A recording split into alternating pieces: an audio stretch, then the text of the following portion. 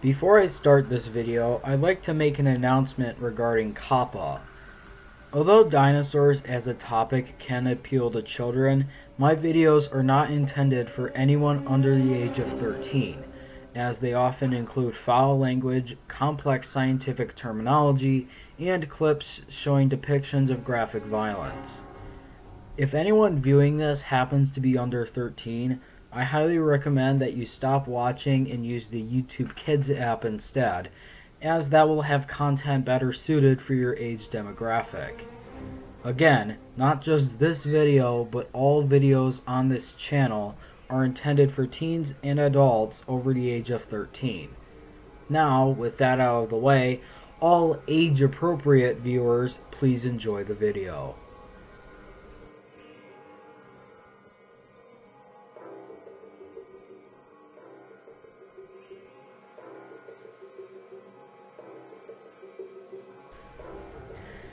Hello everyone, this is Paleo Nerd here with the second to last video in my analysis of Jurassic Fight Club, and the last one before the series-wide analysis. In this video, I will cover the 11th episode, Raptors vs. T.rex, or as I like to call it, Gang Killers But Worse, as well as a little bit of the final episode, Armageddon. Raptors vs. T.rex takes place 65 million years ago in what is now South Dakota and features a fight between a pack of Dromaeosaurus and an Edmontosaurus, while Tyrannosaurus, which is in the title of the episode, only appears in the fight for about a minute. Anyone familiar with this series will remember this episode as the biggest tease in the entire show, as the title suggests a fight that doesn't really happen until the very end, and even then there's only conflict for like 5 seconds. It's about the closest you can get to clickbait in a TV show. This pissed me off a lot when I first watched this episode, and I'm pretty sure everyone else who saw this episode was also pissed. But there is much more wrong with this episode than just the fact that it's a major tease. And it's my job to find those inaccuracies and explain them to you, my lovely audience. Let's get started. First, before we get to the dinosaurs, I'm going to go over something I missed in the T-Rex Hunter video that also applies to this episode. These two episodes, along with many other documentaries taking place in Hell Creek and the End Cretaceous, place the date at 65 million years ago. However, the actual extinction event likely took place around 66 million years ago, while 65 million years ago is actually when non-avian dinosaurs disappear from the fossil record, and technically isn't even in the Cretaceous period, instead being the beginning of the Cenozoic era, specifically the Paleocene epoch. As such, the only time a dino doc should be set 65 million years ago is if they're showing the aftermath of the extinction. So, the correct date for T-Rex Hunter and Raptors vs. T-Rex, as well as Armageddon, would likely be either 67 or 66 million years ago. With that out of the way, we can start off the dinosaurs with Edmontosaurus, which currently has two distinct species, Edmontosaurus regalis, or regal Edmonton lizard, and Edmontosaurus annectens, or connected Edmonton lizard, with E. regalis living from the late Campanian and early Maastrichtian about 73 to 70 million years ago, and E. annectens living during the late Maastrichtian about 68 to 66 million years ago. Given the date and the fact that Tyrannosaurus appears in this episode, I think it's safe to say that the animal in this episode is Edmontosaurus annectens, as that is the species that coexisted with Tyrannosaurus and fits the time of the episode. It is a species of saurolophine hadrosaurid that lived in much of western North America, which has been found most prominently in the Hell Creek Formation, although it has also been found in the Frenchman, Lance, Schollard, Denver, and Laramie formations. As such, it was likely a very common animal. Perhaps the species' most noticeable feature that sets it apart from other hadrosaurs is the incredibly long and low skull, with a characteristic duck-like snout. It reached an average size of 12 meters or 40 feet long, a height of 3.5 meters or 11.5 feet tall at the shoulder on all fours, and a weight of over 7 US tons. But it may have grown even larger, as some recent studies suggest the largest individuals could have reached a max size of over 15 meters or almost 50 feet long, around 4 meters or 13 feet tall on all fours, and a weight of over 10 US tons. That's larger than Tyrannosaurus, and unlike the million different theropods people say are bigger than Tyrannosaurus, this guy won out with sheer mass.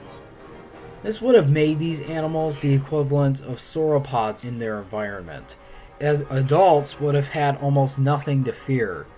Not even a Tyrannosaurus would dare to fight a healthy adult, and like the Tenontosaurus from Gang Killers, Edmontosaurus had not only its size to help it, but also its incredibly muscular tail, which served as much as a weapon as it did a counterbalance. This guy would have been among the largest and toughest animals in its environment, only coming behind Triceratops and Ankylosaurus. Now how about Jurassic Fight Club's version? Well, given the track record of herbivores in this series, you should probably already know that Edmontosaurus only exists in the show to be fodder for the predators and to make them look cooler. So they ditched all the stuff that made this animal so cool and badass. Jurassic Fight Club's Edmontosaurus does fit the height and length of an average-sized individual at 40 feet or 12 meters long and a height of 13 feet or 4 meters tall at the shoulder bipedally, but it is much lighter at 4 tons, when a weight of 6 to 7 tons would be more reasonable. As for the design, the show portrays Edmontosaurus as primarily bipedal. However, Edmontosaurus was probably mostly quadrupedal, only switching to a bipedal stance when running or feeding on high vegetation. Next, the posture. While Edmontosaurus was capable of standing bipedally, it couldn't stand in the pose this guy is. It would be standing less upright and more parallel to the ground. Also, the tail is too curvy and isn't thick enough. The tail of the real Edmontosaurus was massive and stiff, as it had ossified tendons running along to help further support the massive tail muscles. So yeah, the tail should be parallel to the ground and much thicker than shown here. Additionally, there is fossilized evidence that Edmontosaurus had little bumps or ridges running along its back, which the Jurassic Fight Club version completely lacks. Also, Edmontosaurus regalis has been found to possess a fleshy comb on the top of its head, similar to a rooster. And while the same comb has not yet been found on annectens, it is indeed possible that annectens did indeed possess this structure.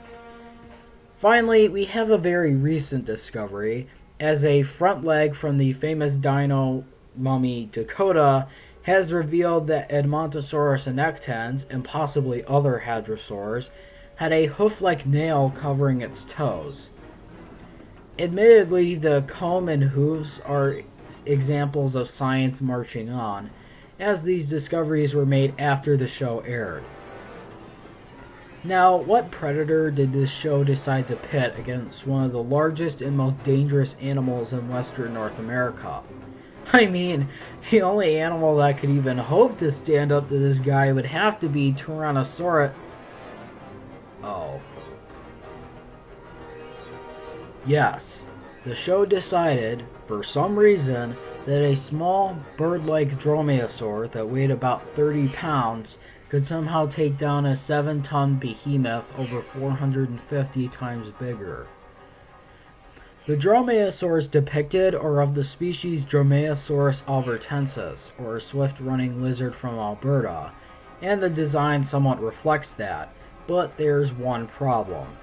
Dromaeosaurus is not known from Hell Creek, and was well extinct by the time the episode was set, having lived from 77 to 74 million years ago.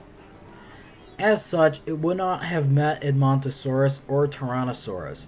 The closest equivalents were likely Prosaurolophus and Daspletosaurus.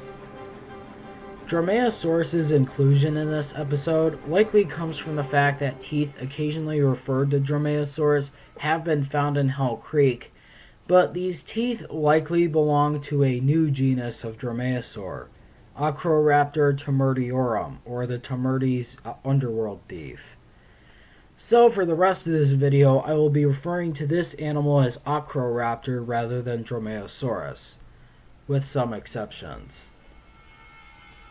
Although only known from fragmentary jawbones and isolated teeth, paleontologists have placed Acheroraptor in the subfamily Velociraptoridae within Dromaeosauridae, and as such it is most closely related to the famous Velociraptor, as well as other Asian dromaeosaurs like Allosaurus and Sayagon.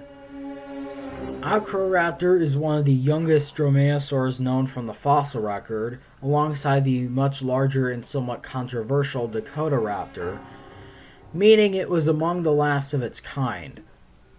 Based on the fragmentary remains, Acheroraptor's size is estimated at a length of about 3 meters or 10 feet long, a height of almost a meter or 3 feet tall at the shoulder, and a weight of about 40 kilograms or around 90 pounds.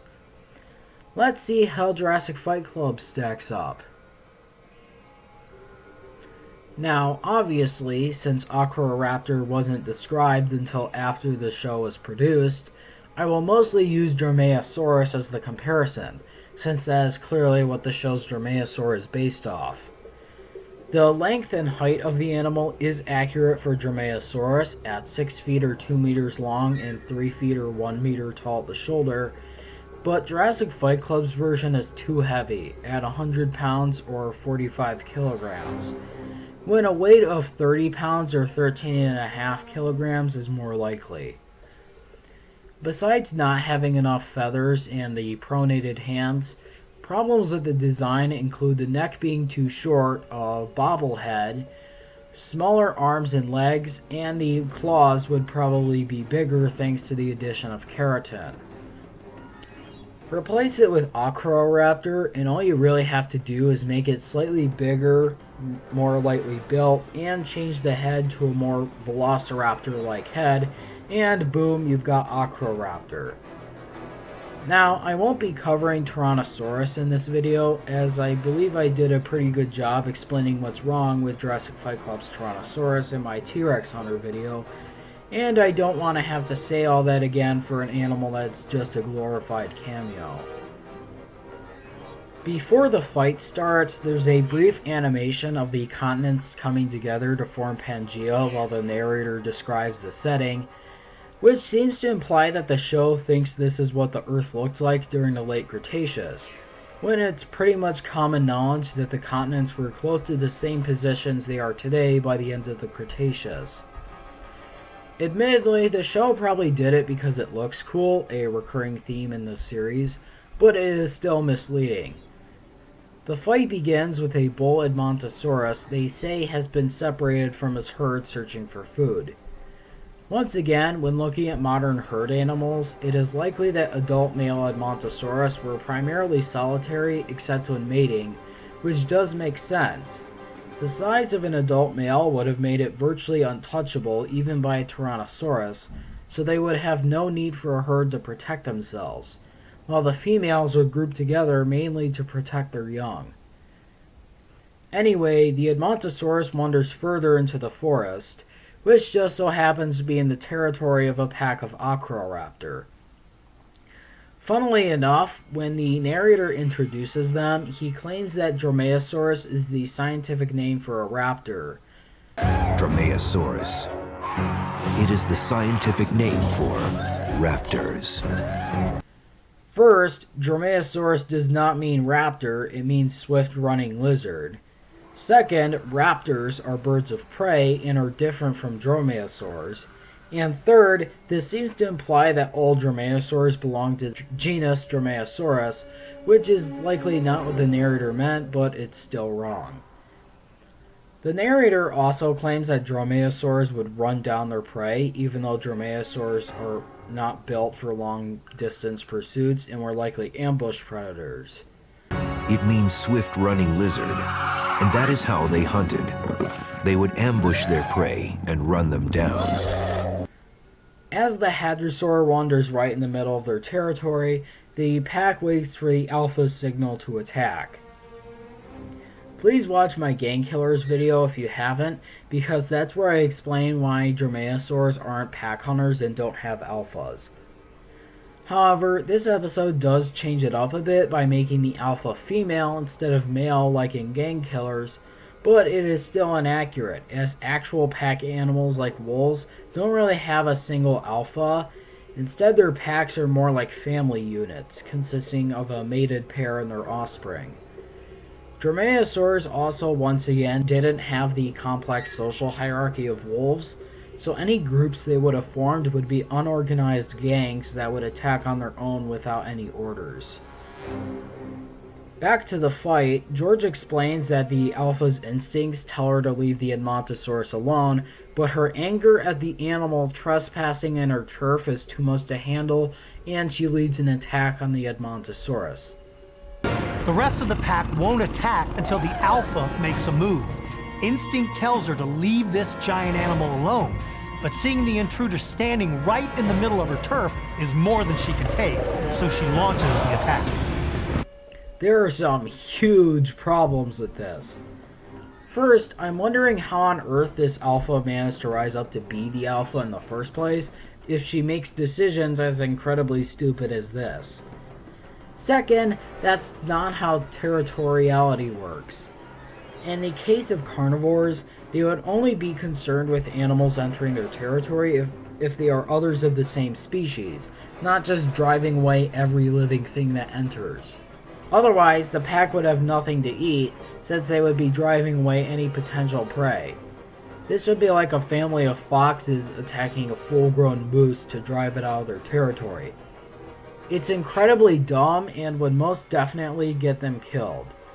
The only way this motivation could work is if the Edmontosaurus was getting dangerously close to an Acheroraptor's nest or young, and that's what they're mad about, but no, they're just upset it's there, existing. And even if they were mad at it for trespassing, why did they kill him? If they wanted the Edmontosaurus to leave, all they'd have to do is drive him away. Just look at any video of a cat scaring off a huge-ass bear. But no, they kill his ass for trespassing. This would be a very easy fix. Just say the Acheroraptor are really hungry. Sure, it's inaccurate, but it's better than what they currently have. The Acheroraptor began attacking the Edmontosaurus, slashing into its side as well as the head and throat, where its skin is the thinnest. However, the hadrosaur begins to fight back, and it crushes one of the dromaeosaurs. Then the narrator says this. But scientists now know something else. That raptors communicated using quick hand gestures. What? First off, no animal that has ever existed communicates with hand gestures, with the exception of certain primates. Second, the narrator says it as if scientists know this as fact, but doesn't explain how. He just says it like we know for absolute certain, when that would be nearly impossible. A theory maybe, but definitely not a fact that has concrete proof of being true. It's not like we found a dromaeosaur giving the finger or anything. And yes, depicting speculative behavior that can't be proven or disproved is common in dinosaur documentaries, especially the Walking With series. But the difference there is that presenting these speculations as fact works in the Walking With series because it's supposed to be like a nature documentary, acting as if the dinosaurs are actually there being filmed by the filmmakers. So it would make sense for any speculation on their part to be presented as fact, because to explain that it's just a theory would take the audience out of the idea that it's supposed to be like a nature documentary and be like a real documentary, like the dinosaurs are actually there. But with Jurassic Fight Club, which has talking heads sprinkled throughout the episode explaining the dinosaurs, it's probably for the best to present any speculation as just that, speculation. Third, this method of communication would probably be both mentally and physically impossible for dromaeosaurs to pull off. Mentally, because their brains aren't complex enough to develop an entire communication system based solely on body language, especially since fellow archosaurs like crocodiles and birds typically communicate with sound. And physically, because dromaeosaurs, like all non-avian theropods, were quite limited in how much they could actually move their wrists. The wrists of a dromaeosaur could really only curl inwards and upwards, and they couldn't rotate downwards due to the structure of their wrists, meaning there would be a pretty limited number of gestures they could actually pull off. Fourth, the dromaeosaurs are never actually shown performing any of these hand gestures, meaning I'm not even sure the show cares about the bullshit fact it literally just made up. Anyway, the Acheroraptor continue to attack the Edmontosaurus, and 3 of them are thrown off. Although strangely, they all just get right back up as if nothing happened. Even when one hits a falling tree, it just gets right back up. In real life, those dromaeosaurs would be dead, and in Gang Killers, similar events were enough to kill the Deinonychus. And in both Gang Killers and this episode, dromaeosaurs are described as glass cannons, so there's more inconsistent writing for you. In fact, besides that one that got crushed, there are surprisingly few deaths, especially when compared to Gang Killers where 7 Deinonychus died. This pack also appears to be smaller than the one in Gang Killers, only having about 5 or 6 members. George brings up the same slash and dash strategy that I already debunked in my Gang Killers video, and the narrator hints at the arrival of the Tyrannosaurus, implying that a 3-way battle is about to start, which, as I said before, doesn't actually happen. Anyway, the Edmontosaurus realizes that he can't fend off his attackers in the dense forest, and attempts to run out into the open where he can properly defend himself. However, the Dromaeosaurus get in his way, and even though he could literally just run right over them, the Acheroraptor managed to draw him into a pre-planned spot where they will finish him off. As the Tyrannosaurus gets ever closer to the fight, the narrator states that the Dromaeosaurus had the ability to mimic the sounds of its prey to confuse them. It was also able to mimic noises, perhaps even echoing the sounds of its prey. While it is possible, it isn't very probable, and is definitely what I would call over-speculation right next to the communication through hand gestures idea. The narrator also states that dromaeosaurs could use psychological tactics to confuse their prey, like rushing at their faces, which again is wrong. The Acheroraptor continued to slash at the Edmontosaurus' neck until finally the hadrosaur slumps to the ground dead. There are now 3 Acheroraptor left, even though there was 4 for most of the fight, and I actually couldn't find where one of the Dromaeosaurs supposedly died, so I guess either the death was so quick I didn't notice, or the animators forgot about that 4th Acheroraptor.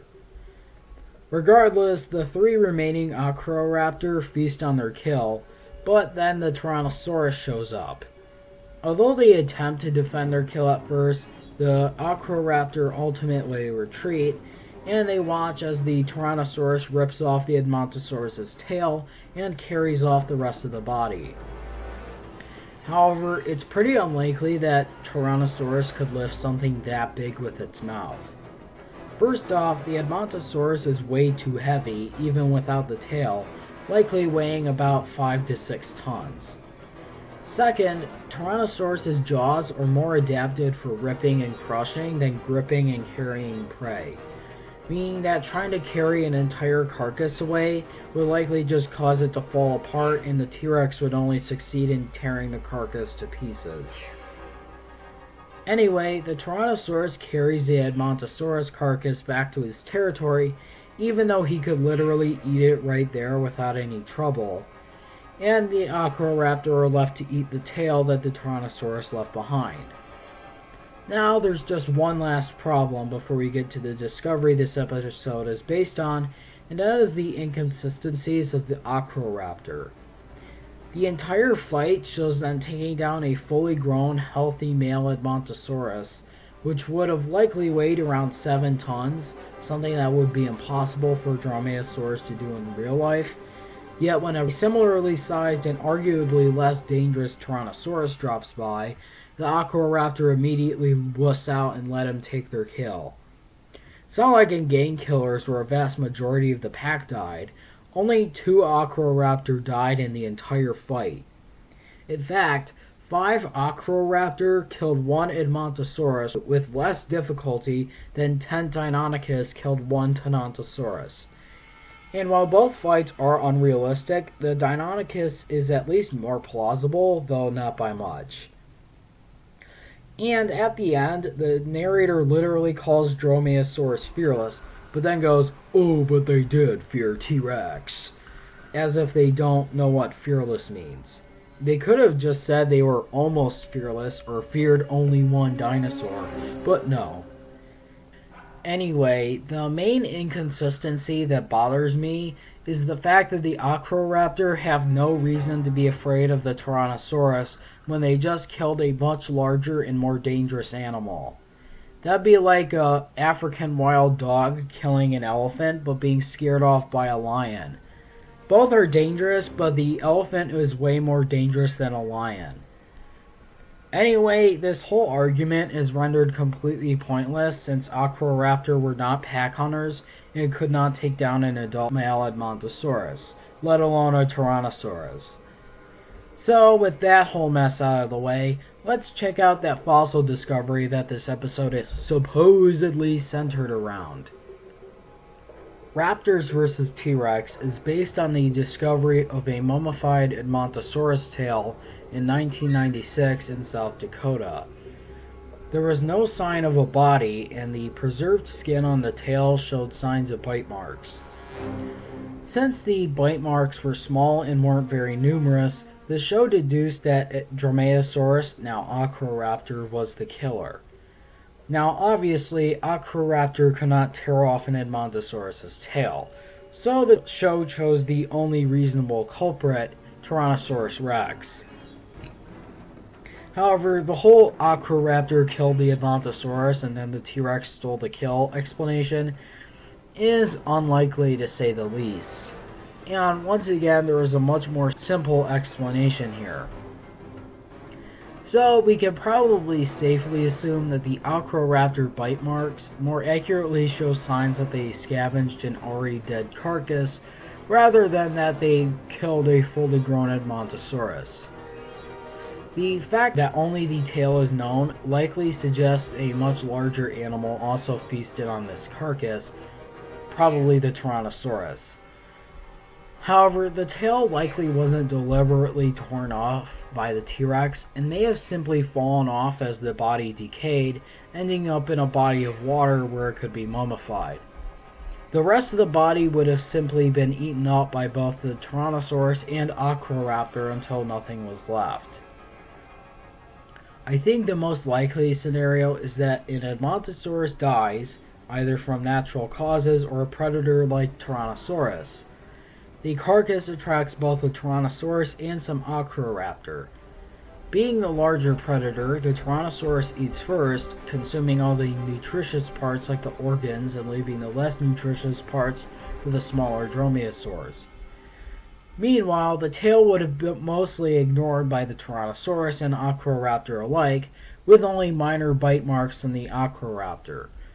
Because of this, the tail would be separated from the rest of the body, likely being carried away by a river where it would avoid scavengers and eventually be mummified.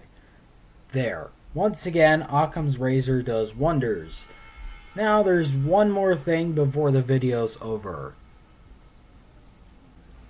Like I did with the Hunter Becomes Hunted video, I'm going to briefly cover another episode before I wrap up this video. This time it is the 12th and final episode, Armageddon, which goes over the KPG mass extinction event that wiped out all non-avian dinosaurs. Thankfully, it goes with the most widely accepted theory for the cause of the extinction, that a meteor or asteroid crashed into Earth and wiped them all out, rather than making up some radical theory like, saying that the aliens killed the dinosaurs with nuclear weapons so that humans would become the dominant species. I'm looking at you, ancient aliens.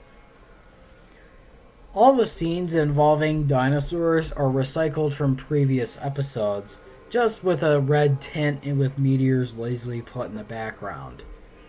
It really isn't that interesting to watch, and the biggest inaccuracy is that for the Madagascar segment, it suggests that Madagascar was wiped out by a tsunami created by shockwaves from the impact. While the collision would create earthquakes and tsunamis, it is unlikely that these would have made it all the way to Madagascar, since by the late Maastrichtian the island was essentially pinned between Africa and India. Instead, Madagascar was more likely to be affected by a string of volcanoes called the Deccan Traps, which are located in west-central India. Evidence suggests that there was a large amount of volcanic activity here at the end of the Cretaceous, and it is possible that the meteor impact triggered the volcanoes to erupt, which would put massive amounts of ash and debris into the atmosphere, significantly increasing casualties. Admittedly, this is just a theory, but it's much better than a giant wave that somehow skipped over an entire continent just to reach one tiny island. Another problem with the tsunami theory is that if you really think about it, how would you explain how the mammals on Madagascar survived? Madagascar has been an island since the late Cretaceous and hasn't been connected to another landmass for over 80 million years. Yet it still has multiple unique species found nowhere else, like lemurs and fossa, whose ancestors definitely would not have survived a giant tsunami 66 million years ago. Besides that, there are really only two minor inaccuracies. The timeline used for the Mesozoic has the same errors as in Biggest Killers, with the incorrect dates for the Jurassic and Cretaceous period, and the fact that Deinonychus is shown under the Triassic period, even though Deinonychus didn't evolve until the early Cretaceous. Once again, pretty minor, but as the dates are likely typos, and they probably just put Deinonychus there because they didn't have any actual Triassic dinosaurs and need to put something there. The final inaccuracy is during the scenes depicting the extinction event, which include the abomination they call Pachyrhinosaurus from River of Death, Albertosaurus, and Dromaeosaurus. However, all three of these animals went extinct before the KPG mass extinction, as Albertosaurus and Pachyrhinosaurus both went extinct 68 million years ago, while Dromaeosaurus went extinct even earlier, about 74 million years ago. Once again, if I missed anything, please let me know in the comments below. Overall, Raptors vs. T.rex is pretty terrible, probably bloodiest battle, or Ice Age Monsters level. And Armageddon, while pretty okay in terms of accuracy, is definitely a sour note for the show to go out on. But then again, the entire show was a sour note, so I didn't really expect otherwise. Next up will be part 2 of the Natural History of Dromaeosauridae, and after that will be the series-wide analysis of Jurassic Fight Club, and I will be moving part 3 of Tyrannosaurids to after the series-wide analysis. That's all for today. Be sure to like and subscribe, and this is Paleo Nerd signing out.